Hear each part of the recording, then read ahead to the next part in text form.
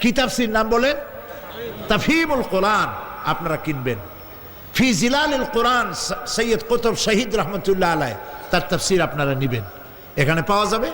ঢাকা থেকে এই বইগুলি আসছে, আপনারা নিয়ে যাবেন। আল্লাহ নেওয়ার তৌফিক দিন, জোরে বলেন আমিন।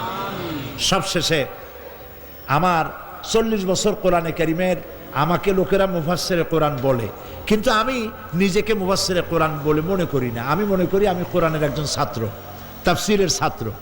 তাফসীরের একজন ছাত্র হিসেবে 40 বছর একটানা দেশে আর বিদেশে কোরআনের কিছু খেদমতের তৌফিক আল্লাহ দিয়েছিলেন। সেই কথাগুলি ক্যাসেটবদ্ধ আকারে সারা পৃথিবীতে ছড়িয়ে পড়েছে। পৃথিবীর এমন কোনো জায়গা নাই যেখানে বাংলাদেশি মুসলমান আছে আর তারে গোলামের ক্যাসেট পৌঁছায় নাই, এমন কোনো জায়গা নাই। সব জায়গায় আল্লাহ পৌঁছায় দিয়েছে। কিন্তু একদিন তো এমন হবে যে ক্যাসেট থাকবে না, আর সাইদিও থাকবে না, লেখাগুলা থাকে। সেই জন্য আমার বন্ধু মহল আমাকে খুব চাপ সৃষ্টি করলো লেখার জন্য।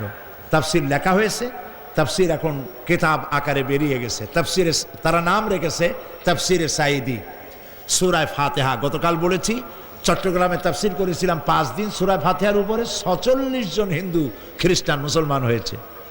সূরা নাবা করলাম এবার, 31 জন হয়েছে। চট্টগ্রামে 5 শতাধিক খ্রিস্টান, হিন্দু, বৌদ্ধ গত 24 বছরে ইসলাম কবুল করেছে, আলহামদুলিল্লাহ। সূরা আসর ছোট্ট সূরা, এই ছোট্ট সূরাটি সম্পর্কে ইমাম শাফি রহমতুল্লাহ আলাইহি বলেছেন যে এই সূরাটি যদি কেউ বোঝে আর আমল করে, হেদায়েতের জন্য, জান্নাতে যাওয়ার জন্য এই একটি সূরাই যথেষ্ট। এর উপরে 5 দিন তাফসীর করেছি চট্টগ্রামে, 36 জন হিন্দু, খ্রিস্টান, বৌদ্ধ মুসলমান হয়েছে। সূরা আসর এই ছোট্ট সূরাটির তাফসীর হয়েছে 788 পৃষ্ঠা, আলহামদুলিল্লাহ।